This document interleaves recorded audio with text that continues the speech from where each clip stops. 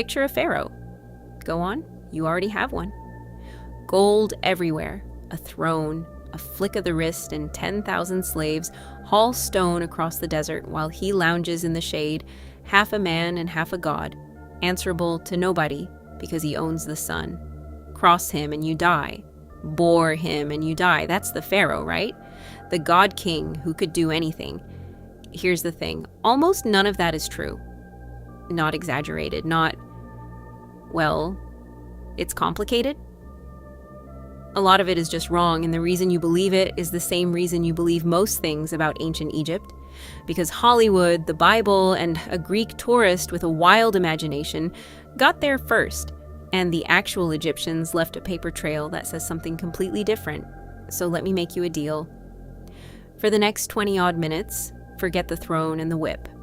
I'm going to show you who the man in the gold hat actually was, what his day actually looked like, and why the most powerful human on earth spent most of his life quietly terrified of failing. And by the end, I think the real version is stranger and honestly better than the myth. And I want to be clear about something up front, because it matters. If you pictured the slaves and the whip, you are not stupid, and you are not being lazy. You were handed this picture on purpose by people who had every reason to hand it to you. We'll get to who they were. For now, just hold the image loosely. We're going to take it apart one piece at a time, and every piece I pull out, I'll show you the receipt for. And look, the myth makes sense. I want to be fair to it, because if you believe it for good reasons. Every image you've ever been handed points the same way. Think about how the pharaoh shows up in film. Yul Brynner in the Ten Commandments, jaw set, declaring, "So let it be written, so let it be done." The pharaoh in basically every mummy movie, cursing you from beyond the grave. The god king who snaps his fingers and a pyramid appears. Even the word we use, pharaoh, sounds like a title of absolute cold, untouchable power. And the monuments back it up, don't they? You stand in front of the Great Pyramid, and your brain does the math automatically. Something this enormous could only be built by a man who owned people. 2.5 million blocks. Someone had to be forced to move those. Somebody with a whip. It's the most natural conclusion in the world. Then there's the religion. The pharaoh was a living god. We've all heard that. Son of Ra, the falcon god Horus in human form. So, of course, he did whatever he wanted. Who's going to argue with a god? He's not a king with a crown. He is the divine, walking around in sandals. Absolute power, backed by heaven. And there's one more layer, the darkest one, the tombs, the curse. The idea that these were men so obsessed with death that they spent their whole lives building giant stone machines to die in, guarded by curses that kill anyone who disturbs them. A civilization of gloomy, death-worshipping tyrants who buried treasure and slaves alike in the sand. It's a great story. It sells movie tickets. It has sold them for 100 years. That's the picture. God on earth, slaves at his feet, will-made law, obsessed with death. It's coherent, it's cinematic, and it has been repeated so many times it feels less like a claim and more like a fact. And here's the uncomfortable part. Almost every load-bearing beam in that picture was put there by outsiders, by a Greek tourist, by later writers, by Hollywood. The Egyptians themselves left us a very different story in their own handwriting, and we spent centuries not reading it. So let's do the thing this channel does. Let's find the first crack. Here's the first crack, and it's a good one. No living pharaoh was ever actually called pharaoh. The word isn't a royal title at all. It's real ancient Egyptian, per AA, but it literally means great house, as in the building, the palace. It's the Egyptian version of saying the White House announced today. You don't mean the building opened its mouth, you mean the institution. For the entire age of the pyramid builders, per AA meant the royal estate, the household, the administration. Not the man. It only drifted into meaning the actual king much later, during the New Kingdom, around the 18th dynasty. The earliest solid case of it being used to address a specific ruler is a letter to Akhenaten, roughly 1400 years after the Great Pyramid went up. And it wasn't even his formal title then.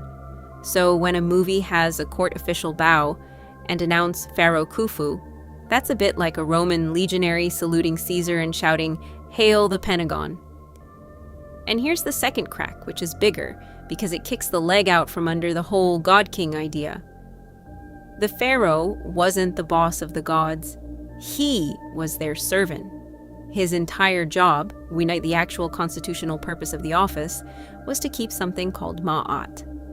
Ma'at is the order of the universe. Truth, justice, balance, the reason the sun comes up and the Nile floods on time. And the deal was brutal in its simplicity. The gods keep the cosmos running. The king keeps Ma'at going on earth by doing the rituals, feeding the temples, and governing justly. If he fails, the gods turn their backs, and everything, the harvest, the river, the country, falls into chaos. Read that again. He didn't command the divine. He was on the hook to it. The most powerful man in Egypt woke up every morning as the one person personally responsible for stopping the end of the world. That's not a tyrant lounging in the shade. That's the worst job on the planet. And here's a third crack that quietly breaks the whole God-man idea. And it's my favorite.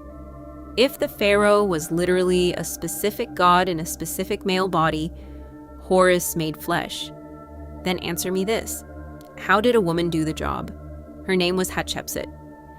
Around 1473 BC, she took the throne and ruled Egypt as king, not queen king, for about 2 decades.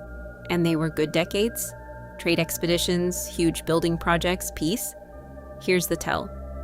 In her official images, she is shown wearing the full kit of a male pharaoh, including the ceremonial false beard, and inscriptions switched to calling her with kingly, masculine titles. Not because anyone thought she was secretly a man, everyone knew exactly who she was, but because pharaoh was a role, an office, a costume the state needed filled. Egyptian art didn't show things as they were, it showed them as they were supposed to be. And the office was supposed to look like a king. Sit with that, because it's the opposite of the myth. The pharaoh wasn't a unique divine individual, he was a slot. A role so much bigger than any one body that a woman could put on the beard and fill it. And the universe kept running just fine. You don't strap a costume onto a god. You strap it onto a job. Let me make that real with a man who actually existed. Because we have his own words. His name was Merer. Merer wasn't a king. He was a mid-level official, an inspector, and he kept a work diary. And in 2013, archaeologists found it. In a cave on the Red Sea coast, tied with string and wedged between 2 rocks where it had sat for about 4,500 years, it is the oldest inscribed papyrus ever found in Egypt. And here's why it matters. It dates to the very end of the reign of Khufu, the king who built the Great Pyramid. And it describes Merer's crew doing the actual work. So what was the great, terrible, whip-driven labor? Merer and his team of a couple hundred men rowed boats up the Nile to the fine limestone quarries at Tura, loaded up gleaming white casing stones, and floated them down to Giza to clad the outside of the pyramid. Merer's diary is essentially a logistics spreadsheet. Days worked, trips made, loads delivered, rations received, bread, beer, dates. Picture Merer. He's not a slave and he's not a slave driver. He's a competent middle manager who is quietly proud of running a tight schedule. His diary is laid out, and I love this detail, almost like a modern spreadsheet. What was needed, what got delivered, what was still owed, columns, tallies. The man kept his books. Historians who've read it say he even comes across as someone with a reputation for good timekeeping. 4,500 years dead, and his personality leaks through the numbers. Reliable, organized, the kind of guy who gets things done on time and wants you to know it. He reports up the chain to a nobleman called Ankhaf, who happens to be Khufu's own half-brother, personally overseeing part of the construction. So the org chart here isn't king with whip over slaves. It's king, then royal family, then officials, then inspectors like Mirror, then crews of ordinary Egyptians, organized into named teams that competed with each other. We even know some of the team names because they scrawled them in red paint on the stones, tucked away in chambers no visitor was ever meant to see. Gangs with names like Friends of Khufu and Drunkards of Menkaure. Think about that. You don't nickname your slave gang the Drunkards as a joke. That's the graffiti of workers with morale. Guys taking pride, taking the mick, leaving their mark. Mirror's biggest concern on any given day is not the lash. It's whether the Nile is high enough to float the boats and whether the grain ration showed up. He is weirdly, deeply relatable. He is every logistics guy who has ever lived 4,500 years early. And he is our eyewitness to how the Great Pyramid actually got built. Not by the enslaved, by crews. Paid in bread and beer, organized into competing teams with cheeky names, led up the chain by men like Marir, who reported to the king's own brother. This is the paper trail the movies never showed you, because until 2013, we didn't have it. Now here's the part that'll rewire the picture, because you're still imagining the king lounging while Mirror works. So let's put you in the gold hat. Let's give you the best job on earth and see how it feels. It's before dawn. You're the king, the living Horus, and you do not get to sleep in. Priests wake you. You're washed, not because you're dirty, but because a god's body has to be pure. You're dressed in linen so white it hurts to look at, and then you go to work, and your work is the survival of the universe. In the temple, the doors of the innermost shrine are sealed with clay. In theory, you, and only you, are pure enough to open them, because you are the one link between the gods and everybody else. You break the seal. Inside is the god, and you feed him. You offer bread, meat, incense. You wash the statue, you dress it, you speak the words that have to be spoken in the exact right order, because getting the order wrong doesn't just embarrass you, and it lets chaos back into the world. Now multiply that. There are temples the length of the entire country, and every single one performs this ritual every single day in your name. You can't be in 1,000 places, so priests stand in for you. But the theology is blunt about it. It's always you doing it, everywhere, forever. Every sunrise in Egypt is officially your responsibility. And when the rituals are done, the myth would have you kick back. You don't. You govern. There's a court to hold, disputes to judge, officials to appoint, grain stores to check, a vizier waiting with the day's problems, foreign letters, building projects, the army. You own, on paper, an enormous share of the land in the country, which sounds great until you realize that means you're responsible for it. The harvests, the floods, the famines. When the Nile runs low and people starve, that's not bad luck. That's read as a verdict on you, on your ma'at, on whether the gods still back you. So let's be honest about the fear that lives underneath all this, because you, the god king, know a secret the myth doesn't mention. It can be taken away. If the river fails often enough, if the granary's empty, if the court turns, the divine backing that makes you king is exactly the thing people decide you've lost. Your power isn't a possession. It's a performance the whole country is grading, every single day. And it doesn't stop when you get old. After 30 years on the throne, you have to perform the Sed Festival, a jubilee whose entire purpose is to renew a power that's assumed to wear out over time. And the centerpiece, you run, publicly, a ritual course, 4 times, in front of everyone, an old man in ceremonial dress, sprinting to show the gods and your people that your body still has the vigor to keep the world glued together.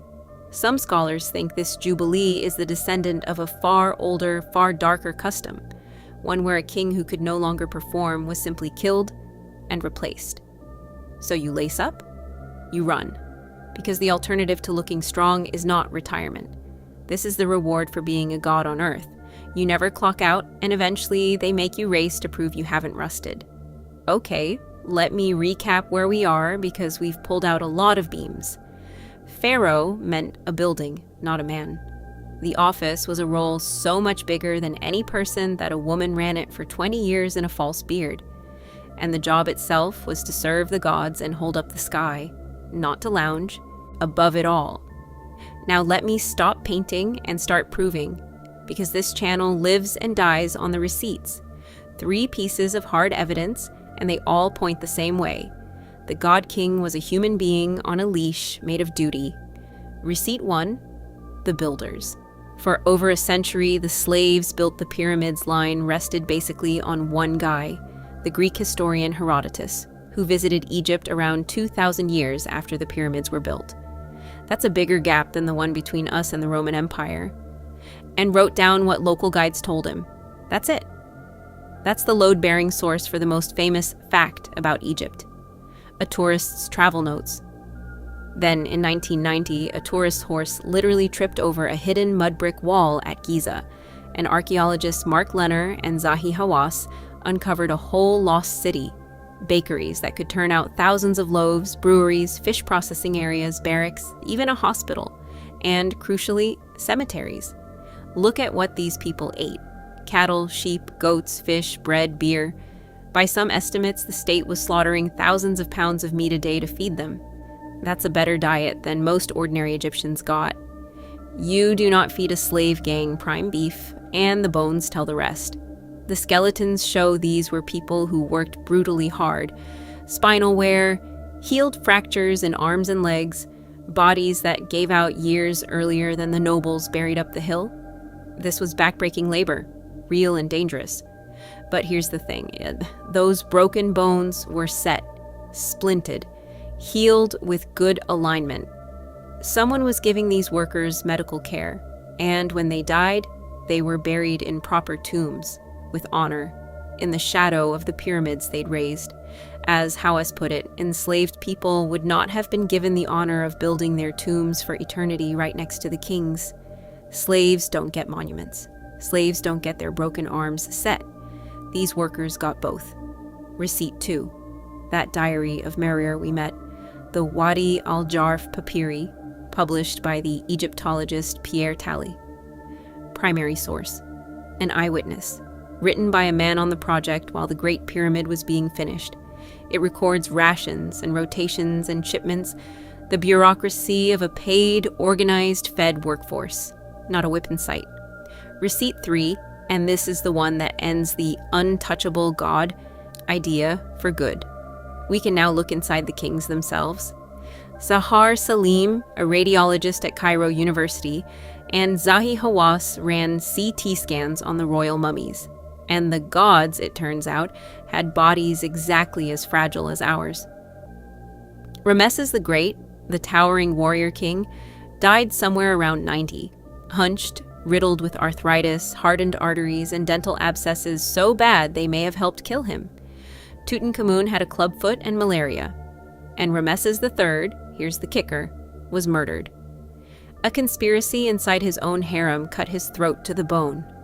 The CT scan found the wound the embalmers had hidden under the bandages for 3,000 years. The forensic team laid it out plainly in the medical journal, the BMJ.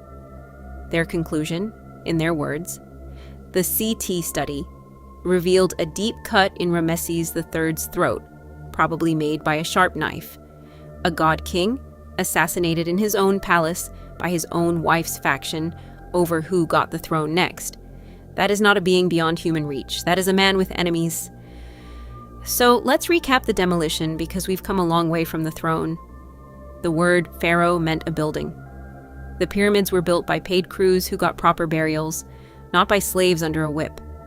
And the god king's actual life was an endless schedule of rituals he couldn't skip, a body that failed like any other, and, in at least one case, a knife in the dark from people close enough to reach him. Here's the reframe, and I think it's genuinely worth arguing about.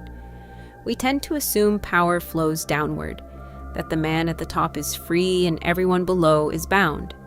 Egypt suggests the opposite can be true. The pharaoh may have been the least free person in the kingdom. His whole existence was owed to the gods, to Ma'at, to the ritual calendar, to the idea that if he stumbled, the sun might not rise. He didn't own the system owned him, and you can watch that leash get tested.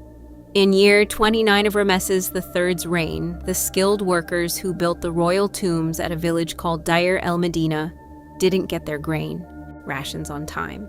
So they did something no one is supposed to be able to do under a god king. They downed tools, crossed the checkpoint walls, and staged a sit-in behind a royal temple chanting, and we have the actual words a scribe wrote down. "We are hungry." It's the first recorded labor strike in human history. And it worked. The grievance went up the chain to the vizier, the grain was released, and the workers went back. The god king's government blinked first, not because the workers had swords, but because everyone, including the king, knew that a ruler who let his people starve was a ruler failing at Ma'at. The strike was, in a strange way, the workers enforcing the king's own job description on him. And here's the darkest proof of how fragile it all was. Remember Hatshepsut, our woman in the false beard, 20 years of successful rule? After she died, someone went around Egypt systematically chiseling her name off her monuments, smashing her statues, trying to erase her from the official list of kings, most likely her own successor, Thutmose III. A living god, scrubbed out of history by the next living god. She was so thoroughly deleted that the modern world didn't even rediscover who she was until scholars cracked the hieroglyphs in the 1800s. That's not how you treat an untouchable deity. That's how you treat a rival. So here's the question I actually want you to sit with. Was the pharaoh powerful? Was he the most elaborately trapped person in the ancient world? A man with a golden hat and absolutely no exit? Where's the line between ruling a system and being owned by one? Because I'm not sure it's where we've always assumed it is, and I don't think that question is only about Egypt. None of this makes ancient Egypt smaller. If anything, it makes it bigger. A god who had to run laps to prove he still counted. A pyramid built by proud crews who left us their bakeries and their names. A middle manager named Merer, whose to-do list survived 4,500 years to tell us the truth that the movies missed. The next time you see that image, the lounging god, the whip, the slaves, you'll know it's a costume draped over something far more human. A person carrying the whole sky on his back, hoping he doesn't drop it before sundown. Turns out the man in the gold hat wasn't lying to himself about being a god. He just never got to feel like one. Thanks for spending this time in the past with me and someone else, and I'll see you in the next one.